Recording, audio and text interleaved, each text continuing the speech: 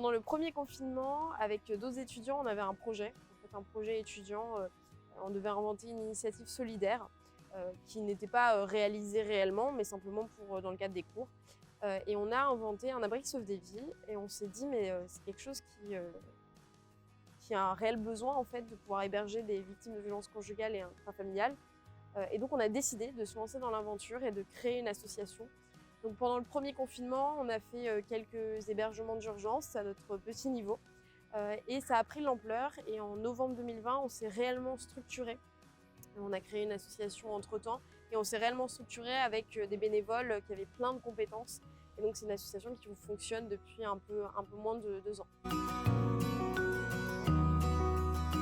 On propose des hébergements d'urgence. On a un réseau de particuliers et de professionnels qui proposent un hébergement gratuitement. Donc ça peut être soit en cohabitation, soit un logement vacant, soit un hôtel ou même un logement dans les collectivités territoriales. Et donc, nous, on organise en fait l'hébergement d'urgence quand on a une victime de violences conjugales et intrafamiliales, donc femmes, hommes, et avec des enfants, bien sûr, si c'est le cas, qui prennent contact avec nous et qui, du coup, sont hébergés chez nos abritants. Et donc, nous, à la fois, on fait de l'accompagnement en s'appuyant sur des associations locales, mais également, on organise en fait tout l'hébergement d'urgence avec les abritants pour s'assurer que tout se passe bien. L'abritant est assez maître du temps, de la durée, puisqu'effectivement c'est quand même un engagement et que la victime de violence doit être très bien accueillie. Et donc il faut que ce soit dans les meilleures conditions et l'abritant évidemment est maître de ça et nous après on trouve des solutions. On travaille aussi avec des associations pour mettre des choses en place dès le départ pour retrouver un logement pérenne. Donc on a à peu près 60% des victimes de violences qui trouvent un logement pérenne. Alors quand je dis pérenne, on peut comprendre logement dans le parc privé, logement social, mais aussi la famille. Parfois ça met un peu de temps, mais les personnes du coup retournent dans la famille le temps de se reconstruire et c'est aussi bon pour elles. Pour le reste, c'est plutôt des centres d'hébergement, donc à peu près 30 à 40% du coup qui finissent dans un centre d'hébergement pour femmes, alors quand il s'agit de femmes, enfin, vraiment un centre d'hébergement qui soit dédié pour les violences conjugales. Et ce qui permet du coup, quand elles ont vraiment besoin d'un accompagnement extrêmement important, de se reconstruire. Et donc nous, on est un peu la passerelle avant ce centre d'hébergement d'urgence. Et ce qui est parfois très important parce que on a eu notamment des affaires de séquestration. Et donc pendant des années. Et donc retrouver une autonomie après ça, c'est difficile. Donc il y a besoin quand même d'un long moment. Et du coup, les centres d'hébergement spécialisés servent à ça.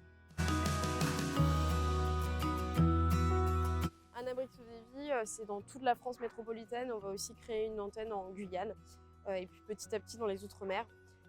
Et donc, on a des bénévoles évidemment qui travaillent alors du coup sur tout le territoire. On a une centaine de bénévoles qui en ce moment qui du coup aident l'association à se structurer dans ses missions. Donc on a 4 pôles. On a le pôle aide aux victimes, donc c'est tenir à la fois la permanence téléphonique 24 heures sur 24, 7 jours sur 7. L'aide aux victimes, c'est aussi évidemment accompagner les victimes dans leur reconstruction. On a la partie communication évidemment sur les réseaux sociaux, sur les relations institutionnelles, les relations presse. La partie relations avec les abritants, donc c'est l'organisation de l'hébergement d'urgence. Et puis le pôle ressources humaines parce que c'est très important pour nous de garder nos bénévoles, de faire en sorte qu'ils se sentent bien et on a encore du travail à faire là-dessus. Et donc du coup, voilà, on a ces 4 pôles-là qui fonctionnent aujourd'hui dans l'association. Les personnes qui prennent contact avec nous sont des victimes de violences conjugales et intrafamiliales, toute identité de genre compris. On ne fait pas de sélection femmes, hommes ou autre identité de genre. Du coup, ce qui nous permet d'aider tout le monde. Généralement, ce sont plus des femmes. On est à peu près 98% de femmes hébergées par notre association. Mais ce n'est pas pour autant que les hommes ne peuvent pas prendre contact avec nous. Au contraire, il faut vraiment le faire. Et donc, on est dans une moyenne d'âge à peu près 35 ans. On a tous les âges globalement. Évidemment, à partir de 18 ans, quand une victime prend contact avec nous, on est en capacité de l'héberger. En revanche, on ne fait pas les mineurs seuls pour des raisons juridiques. Pour devenir abritant d'un abri qui sauve des vies, il suffit de s'inscrire sur notre site internet, unabriquesauvedesvies.fr. Et donc c'est un formulaire tout simple à remplir. Et quand on a besoin de vous dans la situation géographique donnée, on vous appelle. Et à partir de ce moment-là, soit vous êtes en capacité à l'instant T de pouvoir accueillir la personne et donc vous nous dites oui, soit c'est pas le cas, et évidemment vous n'avez pas besoin de vous justifier, c'est très souple, et donc vous nous dites non. Il faut vraiment que vous soyez en mesure d'accueillir la personne dans les meilleures conditions possibles, et donc là-dessus on reste très souple. Ensuite, si vous dites oui, on a plusieurs types de contrats, s'il s'agit soit d'un logement vacant, soit d'une cohabitation, donc c'est pas les mêmes contrats. Un contrat qui définit à la fois la durée, mais aussi tout ce que ça implique aussi au niveau, évidemment, respect de l'hébergement, respect de l'hébergé, enfin ça va aussi dans les deux sens. Donc ça permet d'encadrer la chose juridiquement et du coup de protéger à la fois la victime et l'abritant. On demande aussi aux abritants, du coup, par visioconférence, de prouver leur identité. Donc on ne garde pas les pièces d'identité parce que juridiquement c'est pas possible.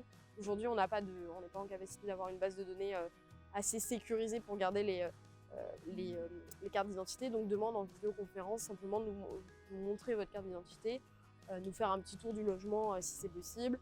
Voilà, ce qui vous permet de vérifier déjà en amont la façon dont la personne va être accueillie et évidemment que ça corresponde à l'identité qui a été inscrite sur le site internet. Après, on fait un suivi de l'hébergement. Et donc, on fait un suivi pour s'assurer que tout va bien. On fait un suivi à la fois de la victime, donc il y a une bénévole ou un bénévole qui suit la victime et une ou un bénévole différent qui suit l'abritant. Ce qui nous permet vraiment d'avoir deux échos si jamais il y a quoi que ce soit. Ça nous permet de régler les problèmes. Alors, généralement, ça se passe bien. Voilà, je vous rassure, ça se passe bien. Mais effectivement, on est là, on est vigilant pour que tout se passe bien de A à Z. Aujourd'hui, on a besoin au niveau humain de bénévoles pour remplir les missions de l'association. Mais aussi, on a besoin d'abritants évidemment qui soient prêts à accueillir une victime de violences conjugales et intrafamiliales. On a besoin évidemment, et comme toujours, d'argent pour pouvoir fonctionner, de dons, ce qui nous permet du coup de pouvoir prendre en charge notamment la nourriture, parce qu'il y a des personnes qui sont sans ressources aujourd'hui, et donc il faut pouvoir les aider aussi. Ça peut être aussi payer l'eau, l'électricité dans un hébergement, parce qu'on a des abritants qui ne peuvent pas forcément prendre en charge des frais supplémentaires. Donc ça, même si c'est de la mise à disposition gratuite, on peut prendre en charge des choses si ça engendre un coût supplémentaire. Donc on a besoin évidemment de dons pour pouvoir prendre en charge tout ça, pour prendre en charge parfois des hôtels quand on a vraiment besoin et pas le choix. Ça nous arrive de temps en temps. Pour pouvoir aussi permettre à des victimes de traverser la France quand elles ont besoin, parce que elles n'ont pas du tout envie de rester près de leur ex-conjoint, et donc parfois on prend des billets de train pour aller à l'autre bout de la France pour sauver une personne. Donc voilà, les dons servent vraiment à ça. Et notre association, on va la développer encore plus. Il faut qu'on devienne beaucoup plus fort, qu'on maille le territoire aussi. Et donc, même si on est une association aujourd'hui nationale, on va créer des antennes régionales partout en France, petit à petit, avec des bénévoles qui soient associés à cette région, qui travaillent dans cette région, et qui, du coup, permettra de faire du lien avec les acteurs institutionnels, les acteurs associatifs, beaucoup plus fortement que c'est le cas aujourd'hui. Et donc voilà, on est vraiment dans cette optique de développement, de créer des partenariats avec la plupart des associations de lutte contre les violences conjugales et intrafamiliales, parce qu'on voit bien que l'hébergement d'urgence est un vrai problème, et que du coup ça devient difficile d'accompagner des personnes sans pouvoir les mettre en sécurité.